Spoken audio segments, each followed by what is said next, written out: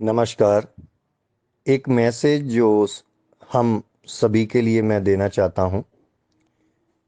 कि जब भी सरोज सर या हारून सर या किसी से भी आपकी चर्चा हो या मुझसे भी आपकी चर्चा हो या हम कोई भी लेक्चर ले रहे हों, चाहे आयुर्दृष्टि क्लिनिकल क्लासेस के लेक्चर्स हों या किसी भी संस्थान के लेक्चर्स हों, आप सिर्फ एक प्रयास करने की कोशिश करें कि उन लेक्चर्स, उन शब्दों में जब कोई वैद्य उस लेक्चर को डिलीवर कर रहा है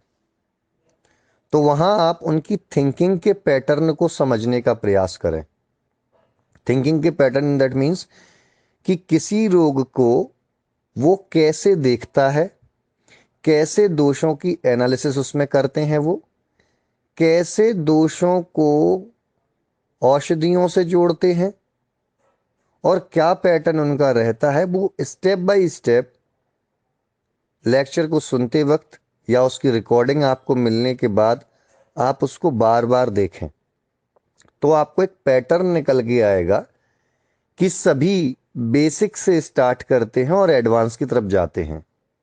हमारा फॉल्ट क्या होता है कि हम तुरंत एडवांस की तरफ जाना चाहते हैं, तुरंत ट्रीटमेंट की तरफ जाना चाहते हैं। बट समझना विशेष जरूरी है कि उस रोग की उत्पत्ति कैसे हुई, कहां से वो रोग की उत्पत्ति के निदान मिले और कैसे कैसे वो अलग अलग दिशाओं में वो रोग बिखर सकता है और अन्य प्रकार की संप्राप्तियां भी बना सकता है। थोड़ा सा इस प्रकार से जब किसी भी वैद्य की थिंकिंग को हम समझेंगे,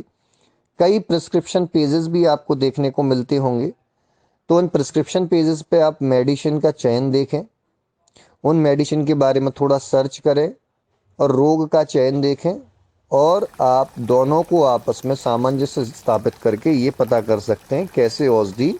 वहां वर्क कर रही होगी और कितने समय में पर्टिकुलर आपको रिजल्ट मिल जाएगा। जब आप ये एक्सरसाइज करेंगे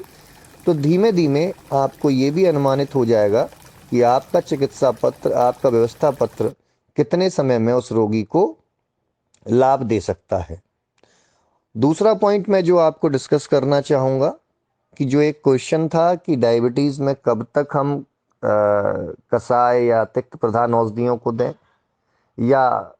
ओबेसिटी में कब तक दें, तो मैं आपको बताने का प्रयास करूंगा कि जहां भी ओबेसिटी या डायबिटीज इस प्रकार की जो संक्रमणजन्य व्याधियां होती हैं वहां गुरुता और आम से संबंधित कुछ ना कुछ लक्षण देखने को आपको अवश्य मिलेंगे। पृथ्वी महाभूत जन्य लक्षण अवश्य मिलेंगे, जल महाभूत जन्य लक्षण अवश्य मिलेंगे। तो उन लक्षणों को आप एक एनालिसिस कीजिए और जब आप उनको औषधि दे रहे हैं उसके बाद जब भी पेशेंट आपके पास फॉलोअप के लिए आता है तो उस फॉलोअप के दौरान आप उन लक्षणों की एनालिसिस भी करेंगे कि उन लक्षणों में कितनी कमी आई है। अगर वो पूर्णतः समाप्त हो चुके हैं तो आप उन औषधियों को वहीं पर धीमे धीमे करके स्टॉप करना स्टार्ट कर दीजिए और कंप्लीटली अग्नि चिकित्सा के ऊपर शिफ्ट हो जाइए, क्योंकि किसी भी रोग के एंड पर हमें अग्नि करेक्शन करना आवश्यक होता है। अग्नि करेक्शन चाहे आप पंचकर्म चिकित्सा समझिए, पंचकर्म करने के बाद जो संसर्जन क्रम कराया जाता है वो अग्नि को साम्य स्थिति में स्थापित करने के लिए कराया जाता है। जब अग्नि साम्य स्थिति में स्थापित हो जाती है तो रोग का पुनरुद्भवन यानी दोबारा से रोग का आना ना के बराबर या नगण्य स्थिति में हो जाता है और रोगी पूर्णतः लाभ को प्राप्त होता है। तो इस प्रकार से थोड़ा विचार करिए। अगर मेरे संवाद में कुछ कमी रही हो तो जरूर बताइए, मैं उसको करेक्ट करके फिर से आपको बताने का प्रयास करूंगा।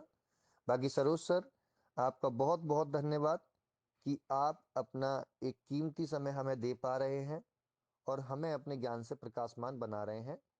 हम सभी वैद्यों की तरफ से आपको बहुत बहुत कोटिशय धन्यवाद।